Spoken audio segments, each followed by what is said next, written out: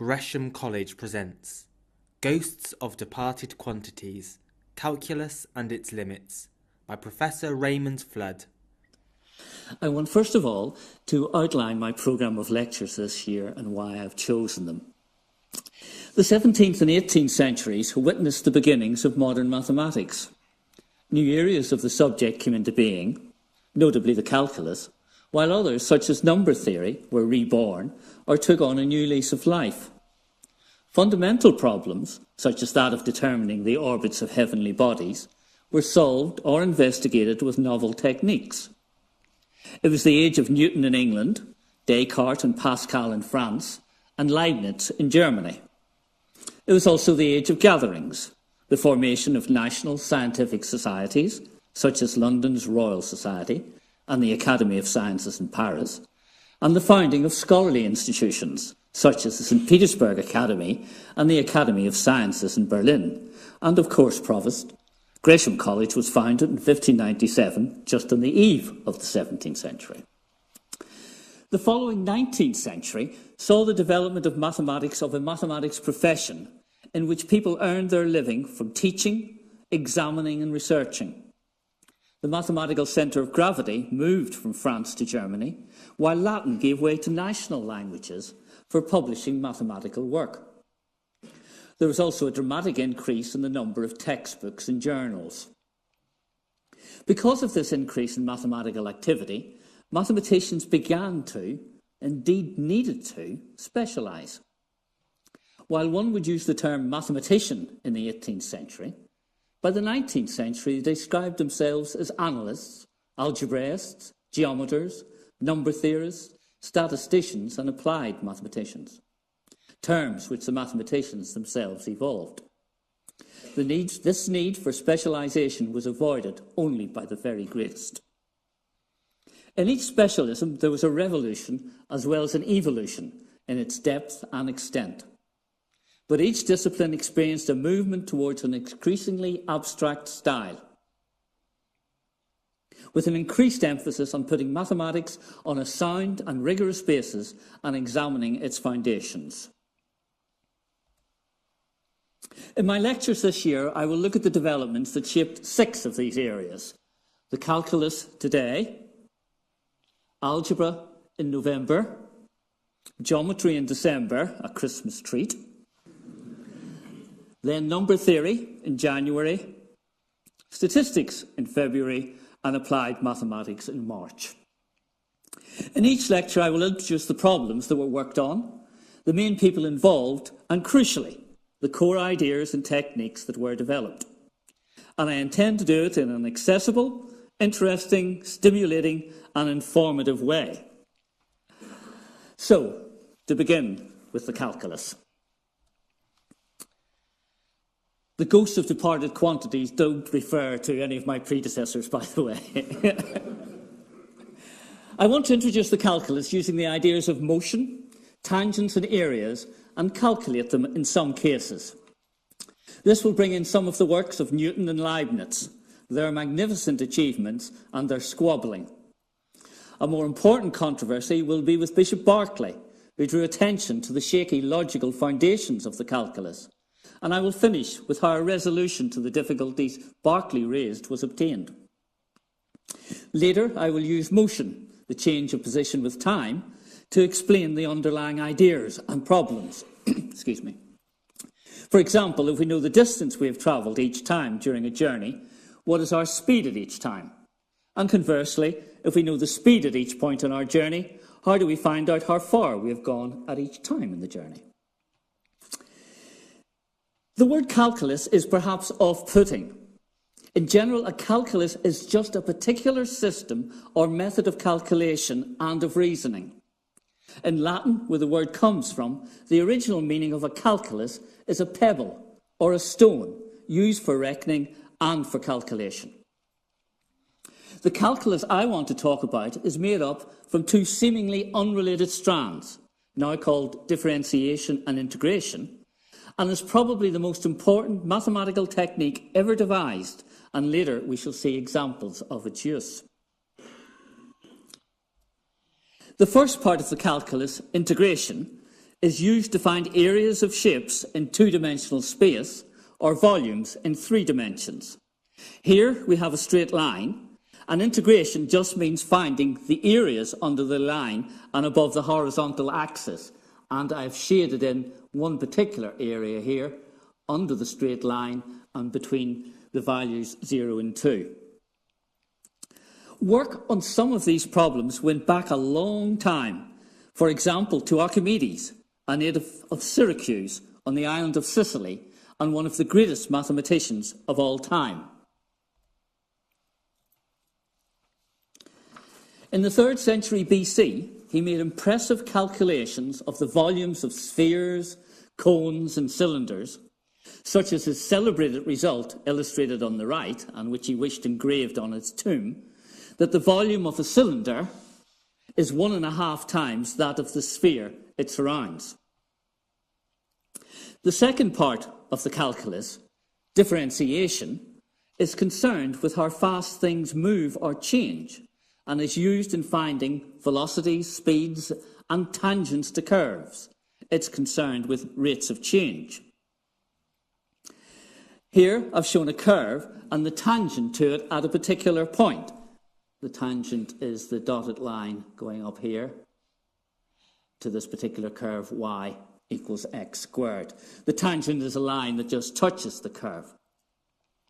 Again, work on tangents goes back a long time. It was also being done in the 3rd century BC, this time by another mathematician, Apollonius, known since antiquity as the great geometer, and he wrote a famous book on conic sections. Conic sections are curves obtained by slicing a cone, and here we have a cone, and we're slicing it in various ways. If we slice it horizontally, we obtain a circle. Slice it at a slant, and you obtain an ellipse. Slice it parallel to the sides, you obtain a parabola, and slice it vertically, you obtain a hyperbola, and there's the hyperbola with the 2 branches. That's why they're called conic sections. And among other things, Apollonius investigated properties of the tangents, the conic sections. After the invention of printing in the 15th century, many Greek writings appeared in book form, and on the right-hand side here, we see the beautiful frontispiece of a 1710 edition of the Conics by Edmund Halley, of Halley's Comet fame. This depicts the Greek philosopher Aristippus, shipwrecked with his fearful colleagues on the island of Rhodes. On noticing some geometrical figures drawn in the sand, Aristippus exclaimed, "Let us be of good cheer, for I see the footprints of men." Indeed, the story of Aristippus landing on Rhodes was carried on during the 18th century in publications of classical Greek texts, with on the left David Gregory's 1703 edition of Euclid's Elements, but this time with propositions from Euclid drawn in the sand. In the middle, as we have seen, we have Halley's edition of Apollonius' Conics with the conic sections drawn in the sand.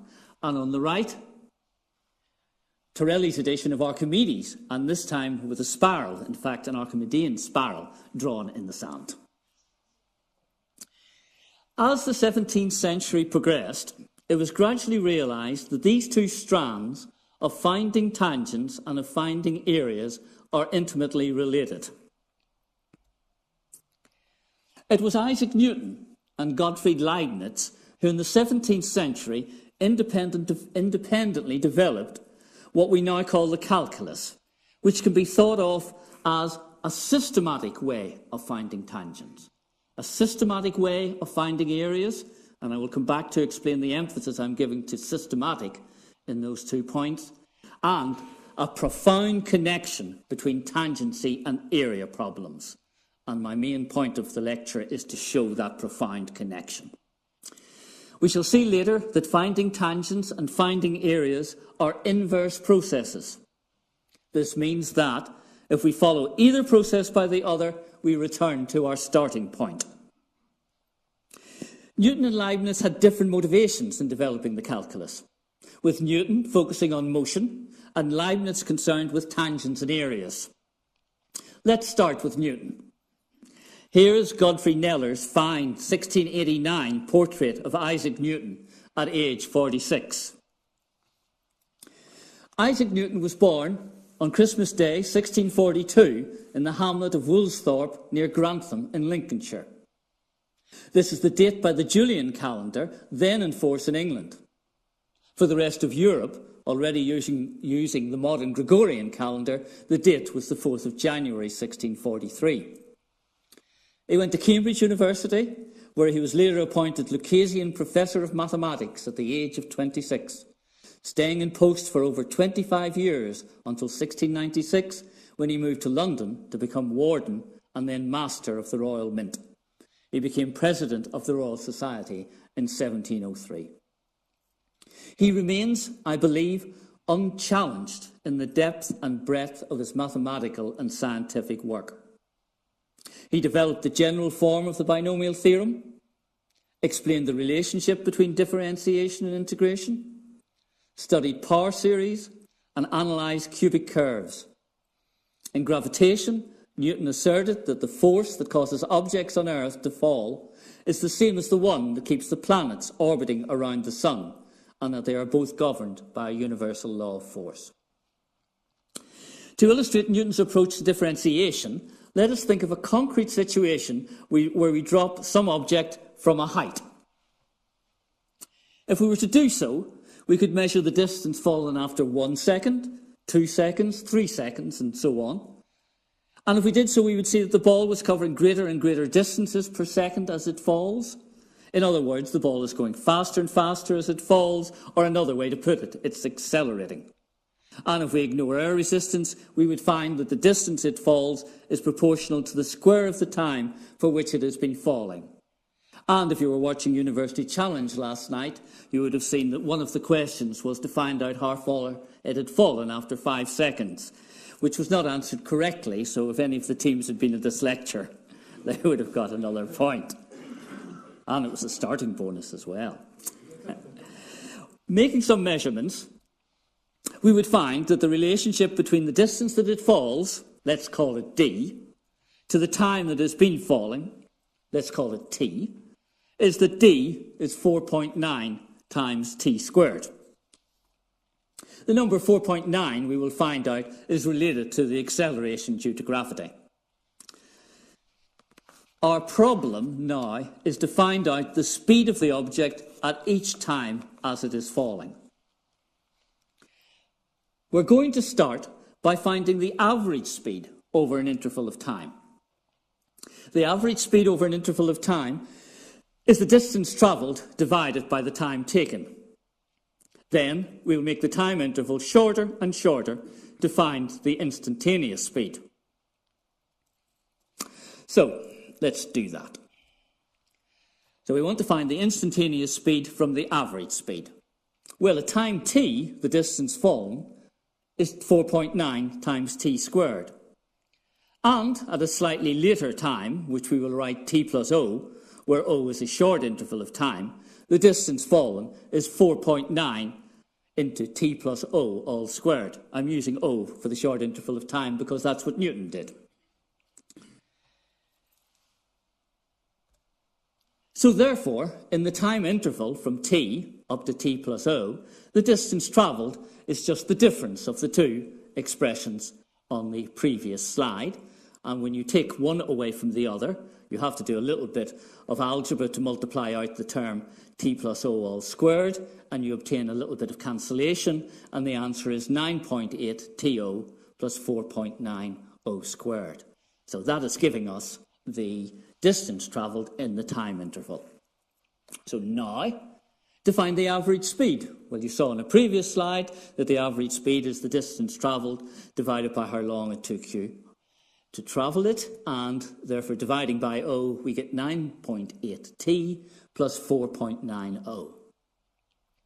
And then we come to the last part of it, the part that causes such difficulty in the logical foundations of the calculus, but we gloss over it for the moment as follows.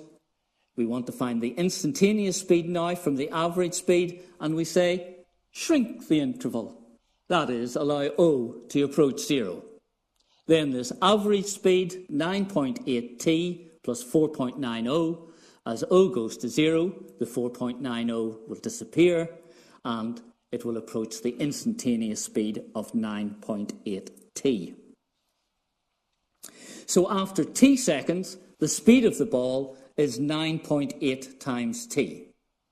And there's a logical point at the end of the argument that causes difficulties later on, and I'll come back to that, essentially because we're assuming that O is non-zero in the first part and then letting it be 0 in the latter part. But let's ignore that for the moment, and what we have got now is that the instantaneous speed is 9.8 times t. And what I want to do is to show you an interpretation of that in terms of tangents. On the left-hand side, I've got the graph of the 4.9 times t squared, and I have drawn various chords here connecting the point corresponding, I think it's t equal to 5 there, up for various intervals beyond t equals 5. And these chords are approaching as their point of intersection gets closer and closer to 5, they're approaching the tangent at 5, and it's the tangent at 5 that we have calculated earlier on. So another way of thinking of what we've done is that we're finding the tangent to the curve at each of these particular points. So let me go back and show you what we've done graphically. We started off with this relationship between the distance travelled and the time. The distance is proportional to the square of the time, and we have this particular graph. And what we have done is we have found the slope of the tangents at all the different points in the graph. I'm trying to illustrate with my rather shaky hand how you can draw the tangent at different points to the graph. You can find the slope at all of these various points, and we found that that was 9.8t. So that we're able to go from the graphs on the left to the graph on the right by finding the slopes of the tangents. We started off with 4.9t squared. Finding the slope of the tangents at each point t gives you that it is 9.8t. And we go from a graph of distance versus time to one of speed versus time. Right. Now, let us do it again. We've done it once, so let's do it again for this particular graph. And this one is going to be a lot easier because if we're going to find the tangent at each point on this graph, because it's a straight line, the line itself is its own tangent, so that the slope is just the number 9.8. So the tangent at each point on this graph is just the straight line, and the slope of the straight line is 9.8. So that finding the slopes of the tangents in this case brings us to a graph of acceleration against time, and this acceleration is just a constant graph with value 9.8. It's the acceleration due to gravity, the constant 9.8. So let me put those two things together, and we see that differentiation can be thought of as a process of going from one graph to another graph to another graph, where what the rule for going is to find the slopes of the tangents, moving from the left-hand side to the right-hand side. So the blue arrows show that finding tangents takes us from distance to speed to acceleration. So we'll come back to that in a moment because I just want to look at the other side of the calculus, which is finding areas. And I'm going to start by looking at the areas out of some of the graphs that we have found. So I'm looking at the graph of acceleration against time. The acceleration is constant, 9.8. So if I'm going to find the area under this graph, it's quite straightforward, very straightforward to do, because the height of this rectangle is 9.8. The length of the base of the rectangle is just t, so the area is 9.8t. But if you remember, hopefully you do, we've seen this expression 9.8t before. That's just the expression for the speed. So the area under the acceleration, finding the area under the acceleration, just gives us the speed. Let's do the same again for the speed and find the area under it. Well, If you look at the area under the speed versus time graph, what you have to do for any particular point t is to find the area of a triangle. And the area of a triangle is half times the base times the height. Well, the base is just t. The height is 9.8t. So half times t times 9.8t is 4.t squared. But again, we've seen that before. That's just the expression for the distance. So we now have the same three graphs that we had a little while back while we were looking at differentiation, but finding the areas under them takes us from right to left. Right? If we put the two graphs together, the two processes together, we see that with the same three graphs, we can interpret moving between them in different ways. Moving from the left to the right, following those blue arrows up there, by finding the slopes, takes us from distance to speed to acceleration. Here, finding the areas takes us from acceleration to speed to distance. And in particular, what we see is that, in this case anyway, that if we start off in the middle and we differentiate, we find the slopes, gives us the acceleration, finding the areas gives us the speed, brings us back to where we started. So differentiating, followed by integration, brings us back to where we started. On the other hand, starting in the middle, if we integrate, we go to here, and if we differentiate, we get back to where we started. So integration and differentiation, in this case, are inverse operations. Doing one followed by the other brings you back to where you started. And I've done it in a case where we can do the calculations. We could calculate what the slopes were. We could calculate what the areas are. But it is also true in general. And one can show this for essentially any reasonably behaved relationship, that differentiating followed by integration gets you back to where you started, and integrating followed by differentiating gets you back to where you started. And it's such a core result that it's called the fundamental theorem of the calculus. And as I said, I've tried to illustrate it in a situation where one can do the calculations, but it is true generally. So in other words, what I say is true generally, we can have a very general expression in here. We can find the tangents, giving us another expression here. Find the areas brings you back to where you were. And similarly going the other way, that if you find the areas, then finding the tangents gets you back to where you were. Right. Now, we've in fact differentiated two functions here. We have differentiated that function to get the speed, and we've differentiated the speed to get the acceleration. So let me show you some that I've done earlier. And we have here that if you were to differentiate t, you just get 1. You can nearly do that in your head. Hopefully now, if you find the slope of this curve, it's just constant, it's 1. Differentiate t squared, you get 2t. T cubed, you get 3t squared. T to the 4th, 4t cubed. T to the 5th, 5t to the 4th. And you would be following in Newton's footsteps and many other footsteps if you started to try to find out if you could see what the pattern is. And you probably have found it, that if you differentiate t to a power, n, you get the power t to 1 less than the power. So t to the power of 5, you get 5t to the power of 4. Okay.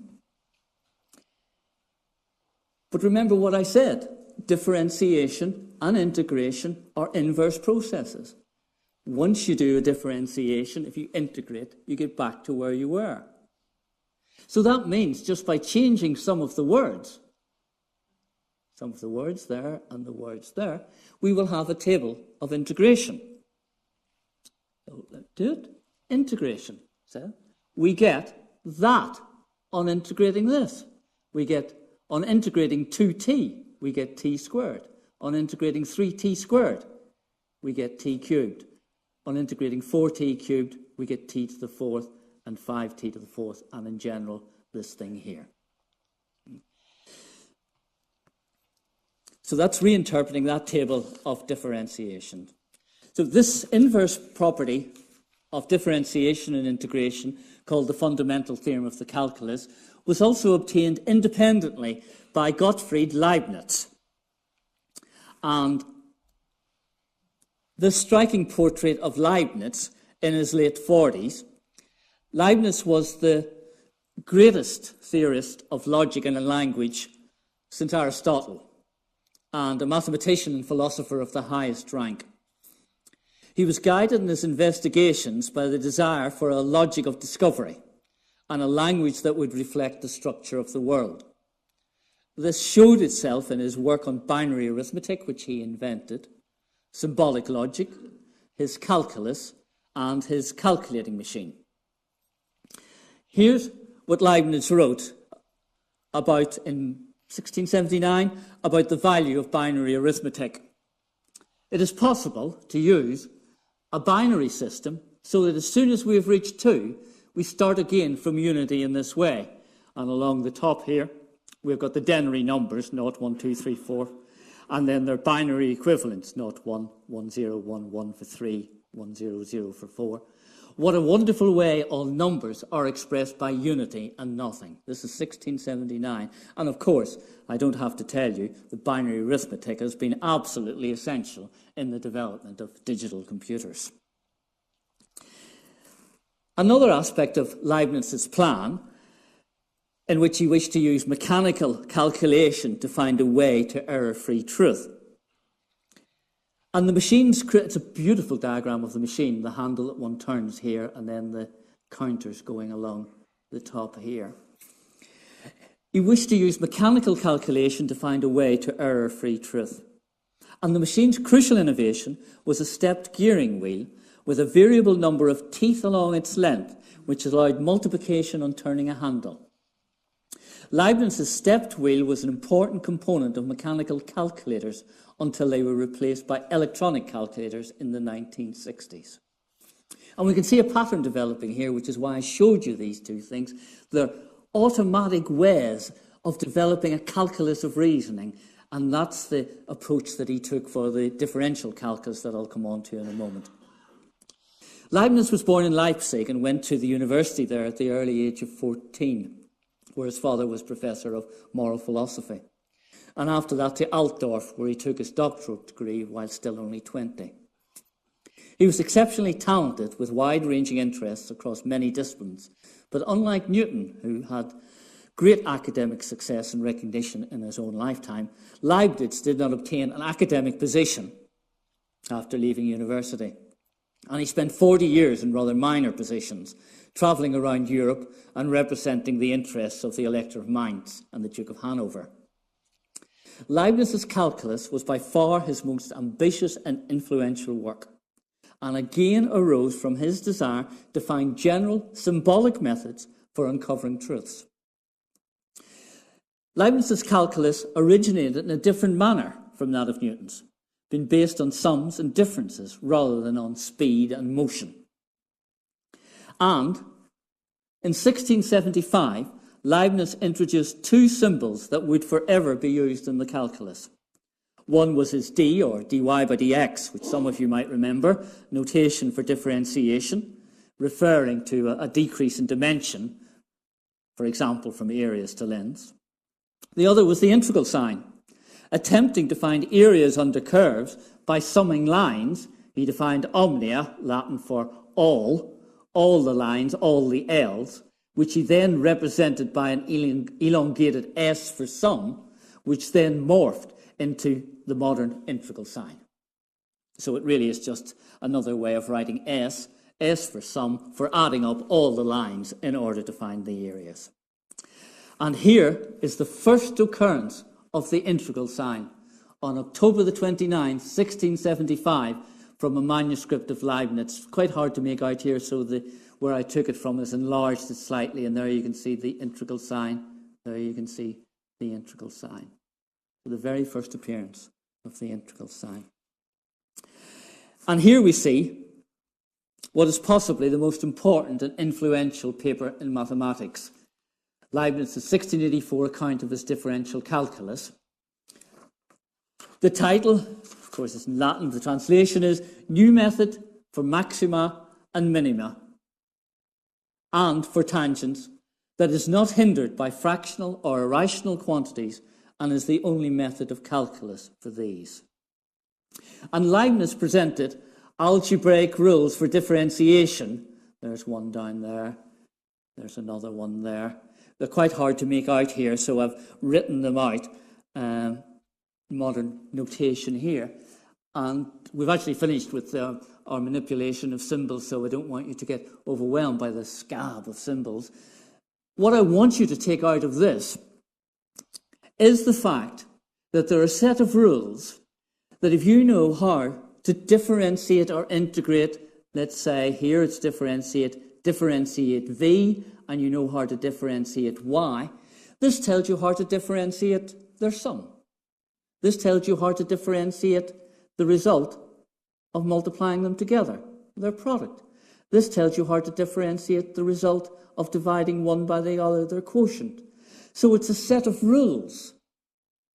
You know how to differentiate certain core atomic functions, and this allows you to differentiate compounds, ways of putting the various functions together. So you can see how it coincides with Leibniz's idea of a calculus, of a systematic set of rules in order to find tangents and to find areas. And in fact, Newton made a very dramatic development because he also extended it to differentiate infinite series, not just a finite number of terms added together. So you see, this is really the first two things that I'd said, where you want a systematic way of finding tangents, a systematic way of finding areas.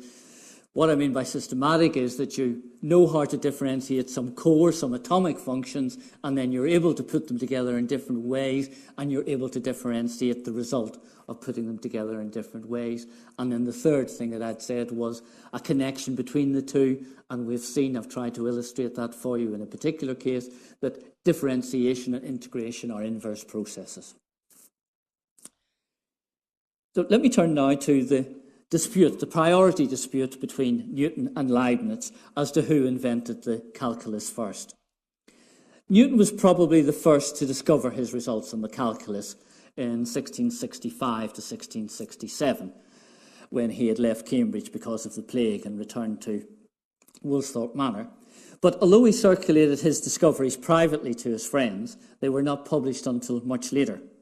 Leibniz, working independently, introduced his superior notation in 1675, as we've seen, and published his results on the differential calculus in 1684 and on the integral calculus in 1686. This led to a bitter priority dispute between Newton and Leibniz, with Newton's followers accusing Leibniz of plagiarism.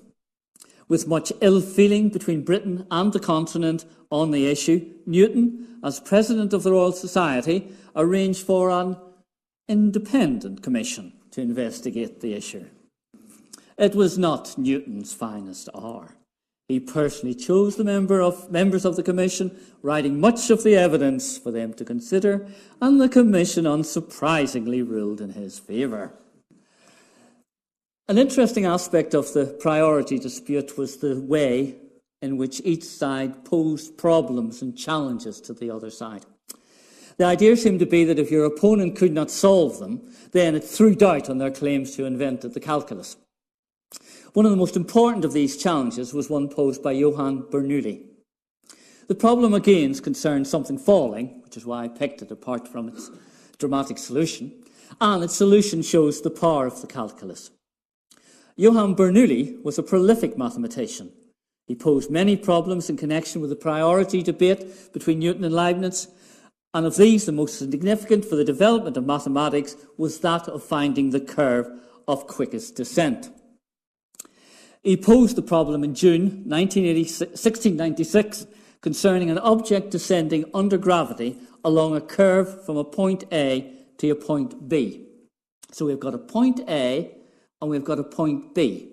And we want to between the two of them, put a curve, put if you like, perhaps a wire connecting, and you want something to roll down it, a ramp to roll down it, so it gets from A to B as quickly as possible. So it's called the curve of quickest descent, the brachistochrone from the Greek meaning shortest time. Now, if like me, when you first saw this here, you would say, it must be a straight line. You know, a straight line is the shortest distance joining 2 points. But it's not. If you start off too steeply, it's not that either, because then you're too flat towards the end. Galileo, a long time prior to this year, thought it was part of a circle connecting the two, but it's not that either. It turns out to be another curve called a cycloid. But before that, let me tell you why I chose this example, because Bernoulli's method of solution is very interesting. Using an optical analogy, Bernoulli deduced a property of the tangent at each point of the required curve.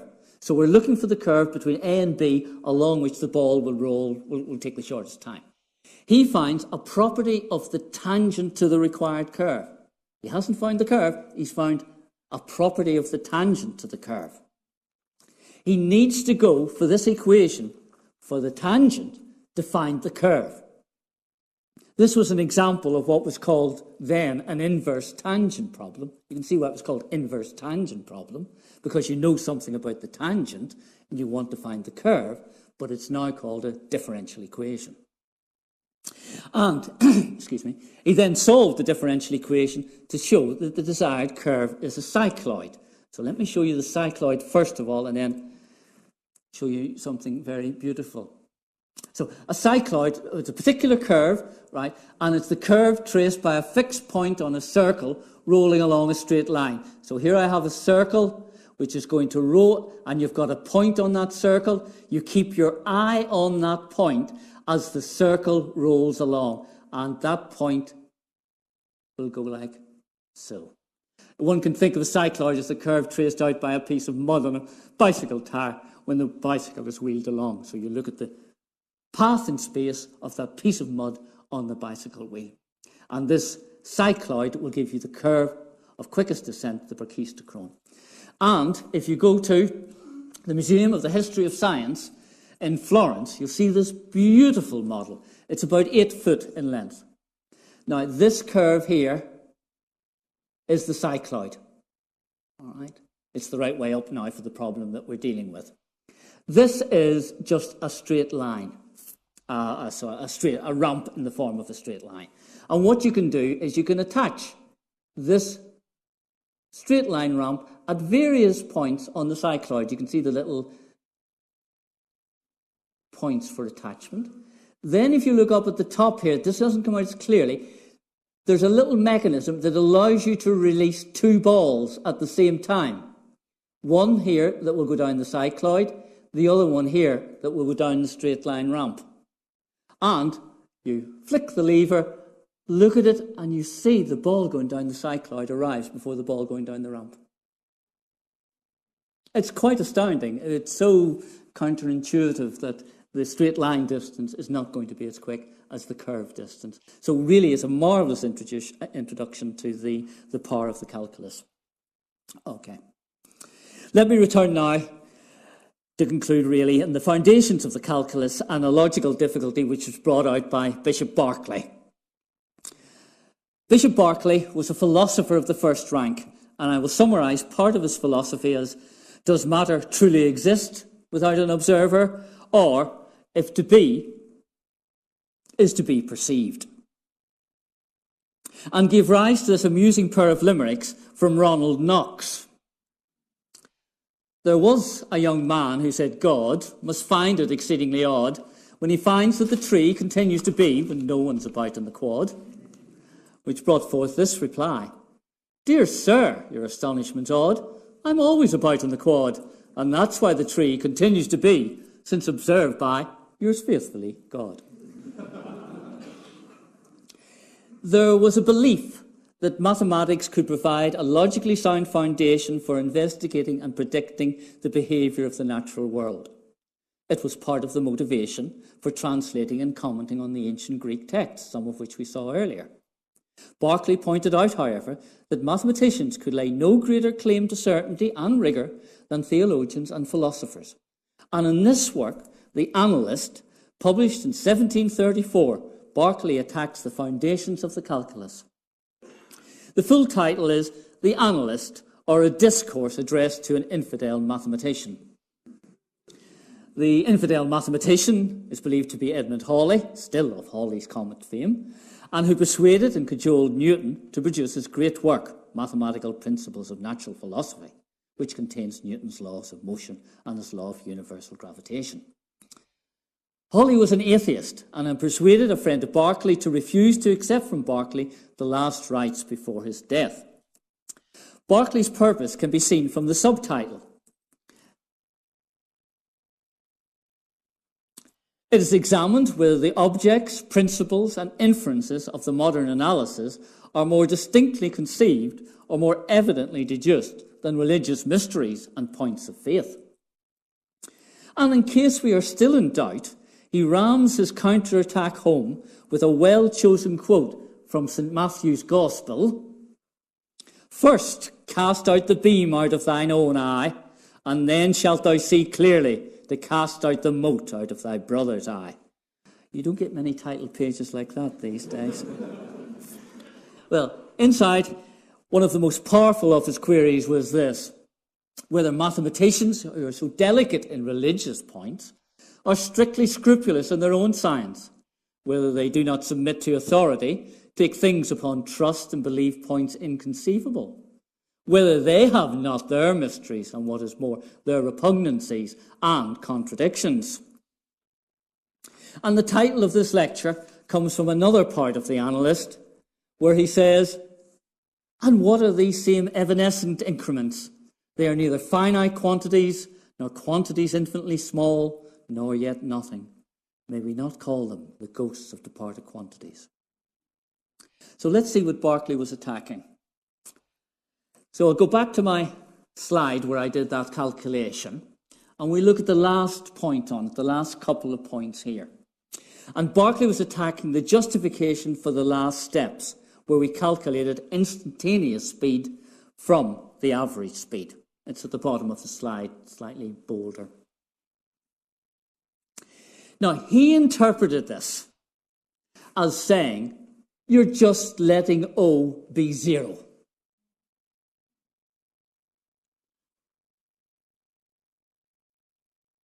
But it was not zero in the first part of the argument. You divided by it, and then you're setting it to zero. He said this was a false way of reasoning.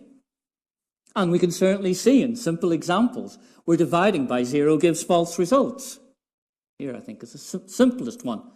To prove that 5 equals 8. 0 times 5 equals 0 times 8, as they're both 0. If we're able to divide by 0, cancel, if you remember, cancel out your zeros, and you get 5 is equal to 8. Ridiculous. But if you look carefully at what I actually said, I was doing a different process. I was not setting O to 0. I was saying, allow O to approach 0. Then this average speed, 9.8t plus 4.90, approaches the instantaneous speed, 9.8t. We're saying that the limit of 9.8t plus 4.90 as O approaches 0 is 9.8t. But it does need clarification. And the crucial thing was to make rigorous the notion of limit and define it in a way that was independent of motion and independent of geometry. And it was Jean-Laurent d'Alembert who observed and who isolated the point that I've just made, that the theory of limits was the true metaphysics of the calculus. But, however, it was later workers, Bernard Bolzano and Augustin Cauchy, who came up with a satisfactory definition of a limit. And their key idea was to rely on inequalities between numbers and to exclude geometry and to exclude motion. But it took a long time for it to happen, as you can see from their dates, and it wasn't until about 1820 that the calculus was actually put on a rigorous foundation. And this approach by Bolzano and Cauchy eventually became known as analysis, and I'll return to it, to limits and the consequences it had for defining the real numbers next year. But let me just finish with a few further comments on the calculus. I mean, the consequences of the power of the calculus are all around us. It's a vital technique for every engineer and scientist, and more than any other mathematical technique has created the modern world. It really is impossible to list all the applications of calculus, from space travel to car engineering, to the rate of spread of diseases, to the very idea of electromagnetism, to weather and climate prediction. The calculus is indeed the most important weapon in the mathematician's armoury. So thank you for your attention. Thank you for coming. I do hope that you will come back next time when I'll be talking in November on algebra, and a little taster is here where we have 3 quadratic equations looking very similar in form, plus 15, plus 16, plus 17, but very different behaviours as to their solutions, and thinking about the relationship between the coefficients for this of these equations and the solutions was very important in the development of algebra, which is what I will be talking about next time. So please do come back. Thank you.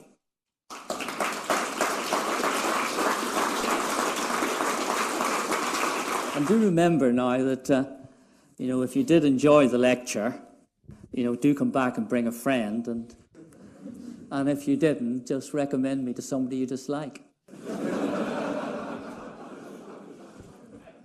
Why has the rate of discoveries slowed so materially since the time of Newton and Leibniz, etc.? And interrelated to that, what remains to be discovered, if anything, within the realm of mathematics? Now, I think for the research exercise framework provost, I would be doing quite well if I could say what it was that was still to be discovered. I mean, taking your second point first, it seems to me that one of the major things are the interdisciplinary connections. And one of the areas that is particularly important are the sort of biological sciences and, in a sense, their quantification. With Newton and with Leibniz, I mean, they were working with reasonably, well-defined. I mean, the solar system, although you think how awe-inspiring it is and how great it is, it's relatively straightforward compared to a biological system. So I think biological systems are much more difficult, clearly much more complex. Some of the intervening material came up with the development of chaotic theory, where you have deterministic systems, but they could behave in a seemingly random kind of way, which was on the way. So the answer to the second part is that I think it's very much an applying to biological and other systems like that. I'm sorry, I've forgotten the first question. The first question is really, why so magnificent discoveries 300 to 400 years ago, and I guess also 200 years ago, but nothing as exceptional in the recent past? I think there probably I'm sure there have been things. I think they're just much harder to get hold of. And I would say that one of the major things that happened post-Newton and post-Leibniz was the idea of conservation theorems, and being able to conservation of energy, for example. Something like that developed in the 19th century, giving up to, did I say conservation of energy? That's what I meant to say. And then leading on to things like thermodynamics and other things like that. So there was a big jump into this, say, what kind of things in a system are preserved as the system evolves? Thanks very much. My question is perhaps slightly related. It seems intriguing that both Leibniz and Newton should have come to their conclusions independently at very much the same time. What was the impetus that, do you think, that enabled this to happen in two different places simultaneously? Yeah, it was in the air to some extent. There'd been a lot of work going on in finding tangents to curves, in finding areas under curves, but they were all ad hoc methods. Fermat, of the famous Fermat's last theorem, had a particular technique for finding the tangents to certain curves. Roberval, another mathematician, had a very ingenious way of finding the area under a cycloid, which was by associating it with another curve. All very clever, all very, very nice and very imaginative, but not part, as it were, of a toolkit that you could take. So there were lots of ad hoc methods around, and it was this unification of it that both of them did. So they didn't pull it out of the air, built out of the ether. So a bit more on the motivation of the two gentlemen. Leibniz sounds like it was his motivation to come up with a logical way of doing these kind of problems, where Newton really was focusing on the astronomy and other areas of physics. Am I right in remembering that, in fact, Newton, and Newton published second as well, he really kept his techniques fairly secret, so he could use them as techniques in physics, and is that not why he published second?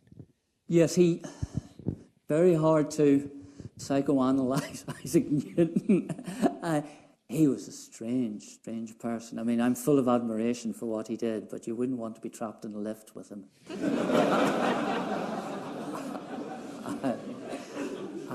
He had two things. He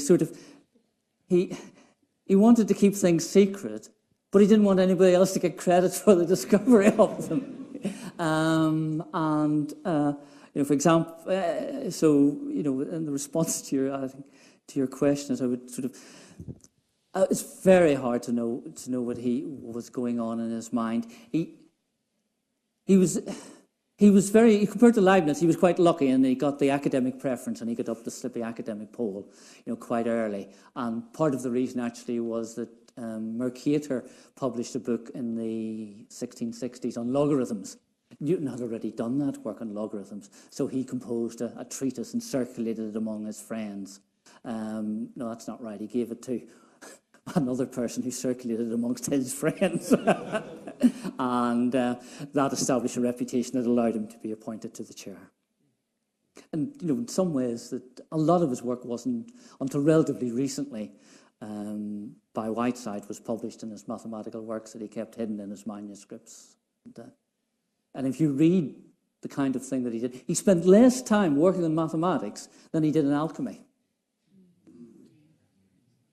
And he probably spent less time working on it, and there are more manuscript notes on church history than there was on his mathematics.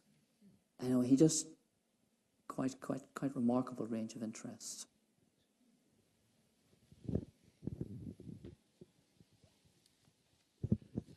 You mentioned that Leibniz notation is superior, and indeed is the version of notation of calculus you use today. Is it possible to say in simple terms what Newton's notation was like and why it never caught on?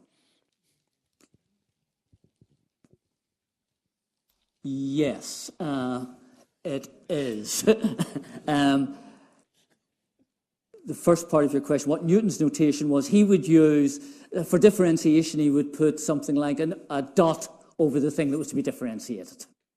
Right. One of the reasons that Leibniz's was so much better was, do you remember the slide I put up and I said, don't worry about the details of this here. It was this D operation that you had D upon V plus Y. You could see that was an operator. And that came out very clearly from Leibniz's notation, that you had this D thing as an operator. If I know what this D thing does to V, and I know what this D thing does to Y, I know what it does to V times Y. So it was drawing out that operational side of it that Newton's notation didn't lend itself to. And I think the choice of good notation is very important. I don't, if that helps.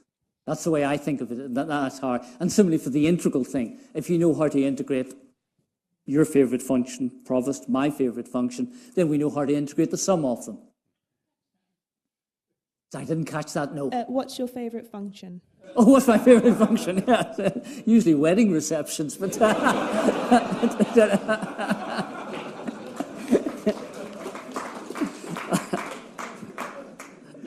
I think it has to be the exponential function, because it relates so many. It relates all the trigonometric functions and the hyperbolic functions and everything. So that's why I always like a nice exponential function. Could I just ask, please, does Hooke's name need a mention today? Yes, Hooke. This is Hooke, who was Hooke. That was another terrible dispute between Newton and Hooke. Hooke's law is the law for expansion of springs, and Hooke and Newton originally fell out over Hooke's criticism of Newton's theory of colours, and also over the fact that Hooke felt that he had contributed towards the inverse square law of gravitation. And I think in response to a previous question as to did these things just spring out of the ether, Hooke would be an example of somebody for who was helping it to bubble up. So there are lots of contributors to the heating up the ether, and Leibniz and Newton distilled the calculus out of that. For all information, please visit www.gresham.ac.uk.